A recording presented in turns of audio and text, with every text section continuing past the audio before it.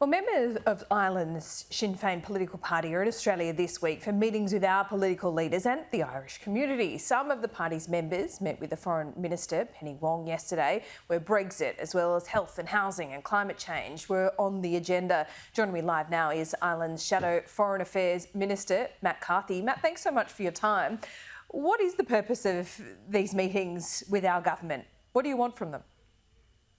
Good morning, Laura, and thank you for having me on, and thank you to all the people in Australia who we've met so far on our visit, which follows on from a similar visit by the Sinn Féin leader, Mary Lou MacDonald, last year. And this, to us, is about strengthening relationships between Ireland and Australia. As you know, Sinn Féin are the largest political party across the island of Ireland, both north and south. We have a plan and a hope to be in government, both north and south, and we want to send a very clear message that we see the strengthening of relationships between Ireland and Australia as a key priority for our Sinn Féin government from a foreign affairs perspective. We're also very conscious that Australia has become the home for tens of thousands of Irish people, some of whom have chose to come to Australia in search of a better life and are very happy to be here and will settle down with their families. Others have come here because they feel they've been forced to because of some of the deficiencies within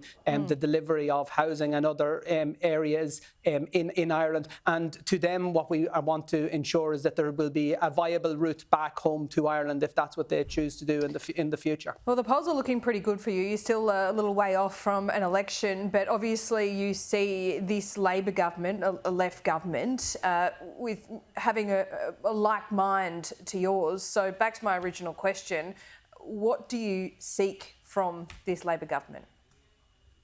Well, as with all our partners internationally, the first ask of Sinn Féin, and I think of all Irish political partners to parties, to our partners, is that we want to ensure that the international support that we have for the Good Friday Peace Agreement remains steadfast. One of the outworkings of Brexit, as you will know, was that it threatened the institutions and the principles of the Good Friday Agreement, and it was due in no small part to the international support that we received that ensured that the British government didn't unilaterally take steps that would have undermined and it created huge political and social problems in terms of the outworking of the Good Friday Agreement. So that is an ask that we are making, and in fairness to all political parties in Australia, we have received absolute assurance that it remains a priority from an Australian perspective, and we're very grateful for that. As I say, we're not necessarily coming to your ministers and making requests. What we are saying very clearly is that we want Ireland and the European Union more broadly to develop and strengthen relations with Australia, recognising that Australia is becoming an increasingly important player globally and is an important and influencing factor right across the international community. And we want to share that because we do share many values, we do share many ambitions. And as I say, we have that shared history now with so many Irish people making Australia their home. The Good Friday Agreement, this is not something that would be front of mind for many Australian voters, but it sounds like you asked for reassurance from Penny Wong that the Australian government was in full support. So she and the government has acquiesced to that. If these agreements are made behind closed doors, what effect do they have? Do you want the government to be more vocal in support of that?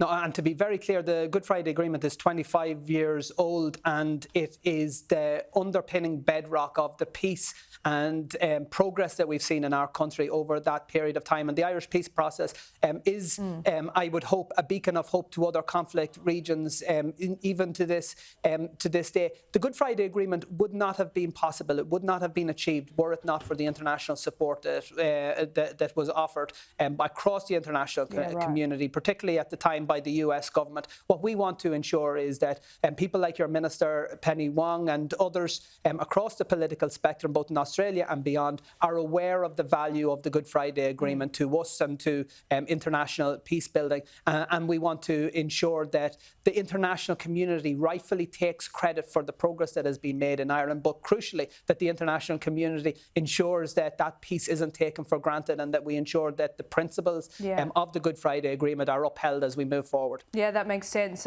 Did you talk to Penny Wong as well about the increasing number of Irish youngsters wanting to live in Australia? You addressed this at the start of our interview. I mean, is Australia just a better place to live, Matt?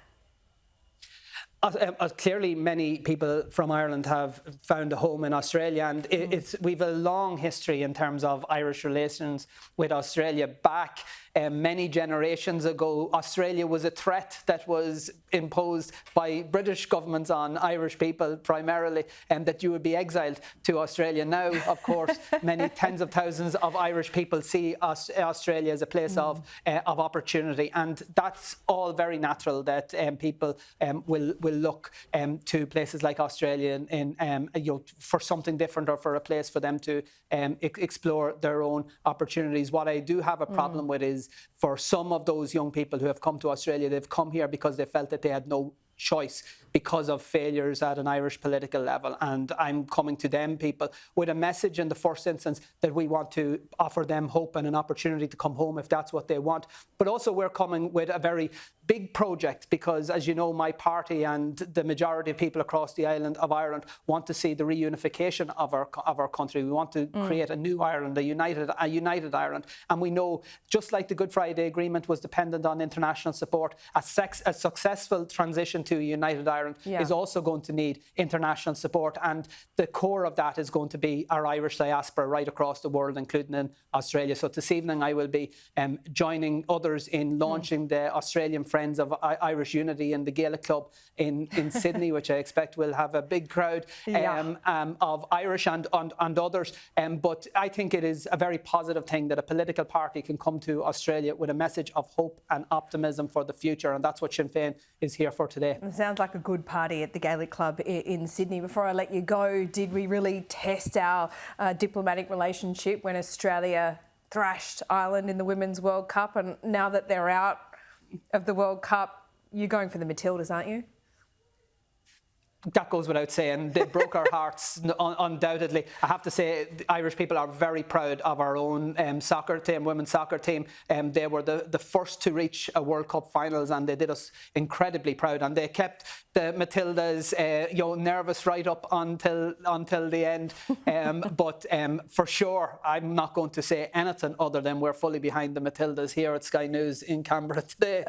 Excellent. Well, we fully intend to beat England as well, I assure you that. Thanks so much, Matt Carthy. For sure, we'll be right behind you.